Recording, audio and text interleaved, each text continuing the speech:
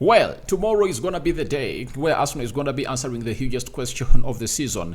Can they proceed to the next round of the Champions League, that is the quarterfinal, to join the likes of Real Madrid, Man City, Bayern Munich, which other side? PSG. Will they do that? So we wait and see how that is really gonna prevail down in there for you. Match day is gonna be on tomorrow, and very many other teams are gonna be tussling it out. Barcelona up against Napoli in their stadium in Spain. Arsenal is gonna be hosting FC Porto, and then Inter Milan is gonna be playing Atletico Madrid. And which other side is left? Borussia Dortmund is going to be hosting PSV down in Dortmund. So welcome to the Rokani Media Football. Hope you guys are really having fun. This is the channel that brings you your latest news and information as far as everything is really concerned. Smash the like button, comment and share. If you're watching us for the very first time, endeavor to subscribe to this channel so as not to miss out on stories that we do upload in here on a daily. Now, we are here to obviously take this slowly, step by step, to broadcast you this video, and hope you guys are really gonna love it. But you know what it is? I've always gonna hate to call in for 60 people to subscribe to this channel such that we hit the magic number. And let me check and see how many are we left with to hit 20,000 subscribers on this channel. Let me check. Let me refresh and check. We are left with 40 subscribers to hit. Have you heard, guys? We are left with 40 subscribers to hit 20,000 subscribers. So guys, do the needful and subscribe to this channel.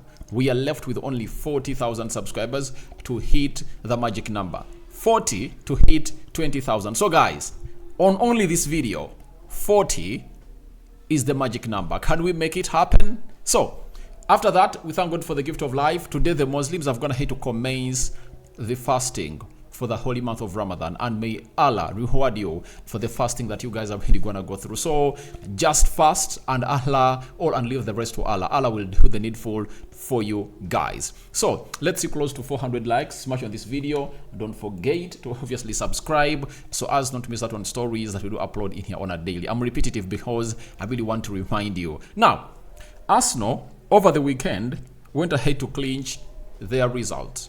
They left it late, but it was a Kai Havertz header that saw them really win it late. And 2 times, Kai Havertz has been the man responsible for giving Arsenal a win against FC Porto in the Premier League. You remember, in the first half of the season, he left it late. 89th minute, that's when he obviously went ahead, put in that ball at the back of the net and really make it count. You remember? So that's how they really went ahead to really win that beautiful game of football. So Arsenal went ahead to win their game, and even FC Porto went ahead to beat Portimonense on Friday by 3-0, and that shows you that they've gone ahead to rest for very many days. And Arsenal played on Saturday, FC Porto played onto Friday because they knew to it that they had a trip to the Premier League to London, and they really played on Friday. And trust me, they are already in London, fresh and ready to take on the side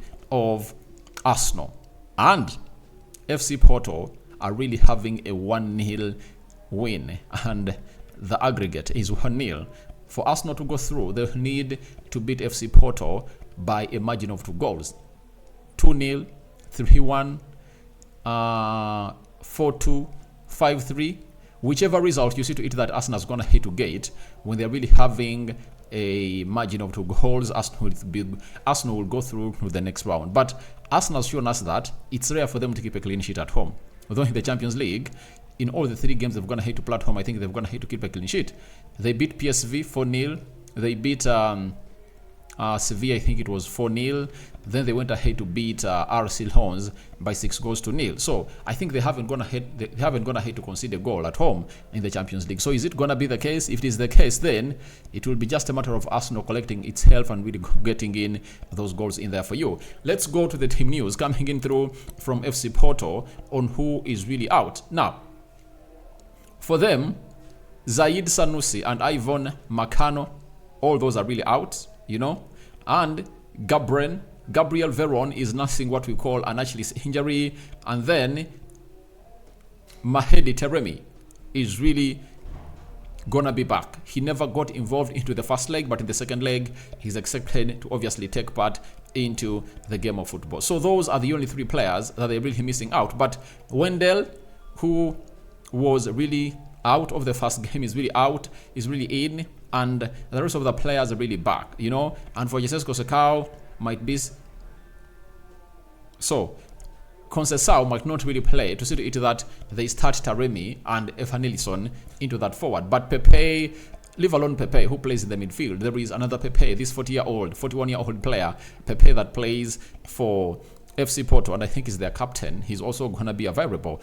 Now, when we go to the side of Arsenal, Martinelli, doubtful, but the rest of the players are expected to take part into the game of football. You might be surprised when Julian Timber makes it to the match squad tomorrow. So Arsenal is having only one injury. That is none other than Martinelli. He's out, and on Saturday he was seen in a protective boot, meaning that this might be really a little bit serious, and it might keep him out of the Brazilian national team, and that will give him enough recovery to return for the game of Man City. Because when you're playing against Man City, all what Arsenal need is a fully fit squad. That is it. So let's get into the predicted starting 11 and see how these things are really going to happen. Then we go to the head-to-head stats, and then I get you my prediction of Arsenal. But Champions League football, paramount for Arsenal. Do you know why it's paramount for Arsenal? If Arsenal continue to go ahead, Arsenal might see themselves really hitting in £100 million to only qualify for the quarterfinals, because they collected £67 million in the group stages. Now, when they go to the next level, that means a lot of money for the club of Arsenal, and that they will clinch £100 million plus, because Arsenal went ahead to register more wins than Bayern Munich, but Bayern Munich has so far made €100 million for reaching the quarterfinals, meaning that Arsenal will make more if they really knock out the side of FC Porto. And over the weekend, they have no game to play, so the players know that this is their last game, and their next game is going to be played on the 31st. So today is 11th. Arsenal is having their next other game 20 days from now. Those are like 3 weeks. Arsenal is going to be resting for 3 weeks. Players will go to the international break, and we'll see what will happen. The system of Arsenal is always unchanged. It's a 4-3-3 system that Arteta really applies. Now, Aaron Ramsdale was in goal because David Raya was not eligible to play against his team that loaned him to Arsenal, and he really got them 3 points, though he was really responsible for the first goal that Brentford went ahead to score that acted as an equalizer. Now David Raya is back in between the stitches for the club of Arsenal. David Raya is back, is back to do the job for the side of Arsenal. Now, the right back, Benjamin White, having gone ahead to put in 2 assists for his team, I think he'll be hugely needed into the team. Amid this, the return of Julian Timber, the return of Tomiyasu, all who can play into that position, even Thomas Partey, I think Benjamin White is really looking like he has finally arrived, because that is the only red flag that holds into the game of Benjamin White. His last ball has always been bad, but he has gone ahead to put in 2 assists, and this season he has 4 assists so far, and they need that a lot in this game, because Benjamin White needs to do that a lot to see to it that this team of Arsenal really can get goals from all sources of the world. And remember, Benjamin White had just gone ahead to score against Sheffield. He scored the 6th goal, and in 2 games consecutively, Benjamin White has 3 goal contributions. So that is really huge of him. I really believe he's going to really have a good day. On the left back, Zinchenko is back, Tomiyasu is back, Julian Timber is back. Who do you start? I still go with Jakub Kiwior. I tell you this, I start up with Jakub Kiwior. Why do I start off with Jakub Kiwior and Benjamin White? Reason is simple. Safety first.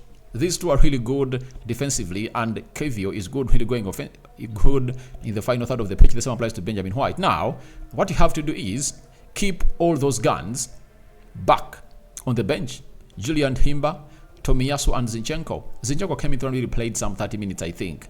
30-20 minutes in the game of Brentford. But if you looked at how Conceição was really trying to really destroy the day for this guy, what is his name, for Jakub Kiwior. So for Jakub Kiwior, and Jakub Kiwior was really solid. You just imagine how Conceição is really going to treat Zinchenko, however much Zinchenko has the experience. But I would rather bring in Zinchenko towards the last 30 minutes of the game. and Tomiyasu, get him in towards the last 30 minutes of the game to do the job. And for Benjamin White, he might not even be taken off because it's going to be his last game to play until the 31st, meaning that after this game of football, these players are really going to rest. So the experience, the Champions League experience, should be really embraced. You should be having some on the pitch and some on the bench. Now, on the bench, Zinchenko and Julian Timber, enough Champions League experience, get them on to do the job in there for you. If you can get in Julian Timber as a right back and Zinchenko as a left back, that will be huge enough to boost the side of Arsenal, because these are players that are going to hate to really play on these stages and they know exactly what to do. The central defense partnership, it's known. Obviously, Gabriel Magalhaes and William Saliba, no doubt about that. I'm really going to put up a story, I don't know when, because time is not really our best ally. But Saliba had something to say about this FC Porto tie, but I'm going to find means of how to do this story. Then Jorginho has to start. If I don't start Jorginho in this game, I go Thomas Partey. But I think Jorginho should start first. Then Thomas Partey should come in later, because Jorginho and Thomas Partey are really having some huge Champions League experience. Jorginho played in the Champions League final of 2021 and went ahead to win it. For Thomas Partey, he lost a final, in 2016 when Atletico Madrid was versing Real Madrid. So their experience is really huge and you need that experience onto the pitch. That is the first player, that has Champions League experience that is going to be into this game of football. Then obviously, Declan Rice and Martin Odegaard, that midfield three is really untampered. It should be untampered with, because it has gone ahead to come up with the best of the best. Those are the midfield three that you really anticipate should come up and really live up to the expectations. Then we go to the right forward. Saka, who was really silent in the game of Brentford, comes in through to do the needful. And these are the games of football and needed Saka to live up to the expectation. Saka should raise up and he should be the man responsible for taking Arsenal to the next round. Arsenal has very many match winners. That's the beautiful bit about it. But Saka should take center stage. That is it. He should take center stage and really give Arsenal the goals they want to go through. But Saka is a good player. Then left forward, Martinelli out, Trossard, Reece Nelson, and so on and so forth. I think Arteta is going to get this man as a left forward. That is it. Gabriel Jesus, I think he's going to be played as a left forward. And in a game like this, I think I should play him as a left forward, because the man that is leading the line, that is Kai Havertz, is really in epic form. He's in epic form. Do you know that in the previous 5 games, this guy has managed to either create a goal or score a goal, and is having 8 goals in the Premier League? So all what Arsenal has to do is get Jesus, play on the left forward, then Kai Havertz to lead the line for the club of Arsenal. He has shown us that he has that mantle, because that midfield three, I don't want anyone to get tampered with. I want them to play like that. Then Jesus should come in through. Trossard off the bench. Nketiah, Fabio Vieira, who else? Reece Nelson. Those players should be coming off the bench to do the job. So I think if Arsenal goes with that 11, it can really get them points. And if you're talking about experience, you're having Kai Havertz, Champions League winner, Jorginho, a Champions League winner, and Jesus, a Champions League winner, leading by example. Now, when you look on the bench, you'll be having Julian Timber, you'll be having Zinchenko and Thomas Partey. So you'll be balancing it off the bench and on the pitch with experience. Now, after that, let's go to the stats before I really give you my prediction. I know most of you are really waiting for my prediction on how Arsenal is really gonna fare out when the final whistle is really blown. Arsenal have won all 3 of their home meetings with FC Porto in all competitions by an aggregate of 11-0. Most recently, a 5-0 win at Emirates in March 2010. So FC Porto has gone ahead to really visit Arsenal 3 times, and all the 3 times Arsenal have gone ahead to obviously win it. And this time, if you compare this squad of Arsenal with the squad that last beat them 5, this one is really deadly and it can really go gung-ho. So I think Arsenal is going to go gung-ho and FC Porto should really come in through and really do the needful, because this time around they are playing at Arsenal.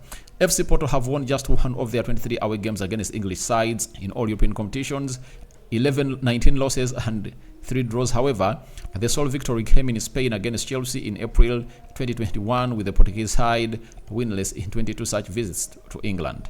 Thirdly, Arsenal have been eliminated from 9 out of their 10 previous UEFA Champions League knockout stages ties, in which they have lost the first leg. However, the one expectation did come against FC Porto in 2019-2010, when they lost 1-2 away, and they came home and they beat them by 5-0, which was also the last time they progressed past the round of 16 in the competition. But I think this side of Arsenal should really do this. They shouldn't worry about 9 times being knocked out when they're going to hate to lose the first leg away from home, and I think they should be having a lot of positivity in them. Fourthly, FC Porto have progressed from 3 and been eliminated from 3 of their previous 6 UEFA Champions League knockout stage ties, in which they have won the first leg. They've never won both legs of a knockout tie in the competition before. That is it. So, lastly, Arsenal are looking to reach the UEFA Champions League quarter-final for the first time since 2009-2010. They've been eliminated from the round of 16 more than any other side. FC Porto 9 and Real Madrid at 8, including each of their last 7 appearances in the competition. So Arsenal have been really doing bad in this competition for the previous times, but I think this time round they are really good to go, and they are going to really put in a very beautiful shift as a side of Arsenal. So what is my prediction? Arsenal 3, FC Porto 1. That's my prediction. But Arsenal can go gung-ho, but they should really get the first goal. That is the most important bit of it all. Get the first goal, force FC Porto to open up, and then get a second goal, third goal, kill off the game. That is it. And the Arsenal at Emirates against teams like FC Porto, they are really gonna do the job, and they're really gonna cause havoc to this side. When you're really having a player like Pepe, you have to target him. That's why I want to see Gabriel Jesus in the starting 11 of this team, because for Gabriel Jesus, he can really come and really cost this guy. He can really annihilate him, skip past him, pocket him, and really put him at his back on his career and take him, please. You're just gonna really run and ride onto my shoulders. That is the man, Gabriel Jesus. For you, that's the importance of really having him into this team. So Arteta has to do one thing: name a squad that knows what to do, and I think this squad I've got to name will really do the job, and they annihilate the side of FC Porto. FC Porto comes into this game of football when they're really on fire. And remember, away from home, FC Porto never went ahead to really accommodate Arsenal. Arsenal dominated the game, but they failed to obviously create chances. That was the problem. And Arsenal, in the game they played against Brentford, they are really closed down, meaning that the coach of FC Porto is going to come up with the same system. But I don't think that FC Porto has the physicality and intensity that of Brentford, because Brentford really had men that could run, and the goal Brentford scored was by chance. They closed down very well, and they pressed Ramsdale, a goalkeeper that has been out of action for a very, very long time. But this goalkeeper right now at Arsenal, I think David Raya was going to be in the stitches, that's going to hate to do the needful, and nothing is really going to stop them. So I don't think that FC Porto is really going to really put in a lot of effort, but the only reason as to why Arsenal might not qualify is if at all they don't kill off their chances. At Emirates, I'm 100% sure Arsenal is going to create chances. All they have to do is to kill off those chances. It is always a song. First goal, very important. Defensively, Arsenal are really good. I know they can humiliate this side, and they should really come in through and start off this game like they said of the game of Newcastle at home. Arsenal in just 30 seconds had a corner. You remember that very well. Arsenal had a corner in just 30 seconds. In just 3-4 minutes before Odegaard went ahead to really it was not Odegaard. Before an own goal came in through. Before that goal came in through, I think around, was it the 12th or what minute, Arsenal had gone ahead to get chances. Balls cleared off the line. That's the way Arsenal should attack this side, because they are home, they're going to be having plenty of fans around them, and they're gonna be screaming, Arsenal, Arsenal, Arsenal. I've come out and really told you in a video I did yesterday about the draw of Man City and Liverpool, as to why I really support Arsenal and Man City to go through to the farthest of this tournament, because I know my team might not afford to finish fourth, though the chances are there. But if Arsenal goes through, that will solidify the fifth place of a Premier League team in the Champions League, meaning that in the Champions League, the Premier League teams will take 5 teams. So that's why I really want that. So my prediction, 3-1 in favor of Arsenal. So go into the comment section and tell me what your thoughts are about my prediction. Rokani David is my name, and hope you guys are really having a fantastic stay wherever you are. I sign out for now. See you later, and I cover you all in the precious blood of Jesus Christ. May the living to God bless you abundantly. Me out. The Muslims, enjoy your, I think it's called Ramadan Kareem, right? Ramadan Kareem, because you're into the Ramadan. So enjoy the Ramadan, and I'm out. Your predictions should flock into the comment section below. Bye-bye.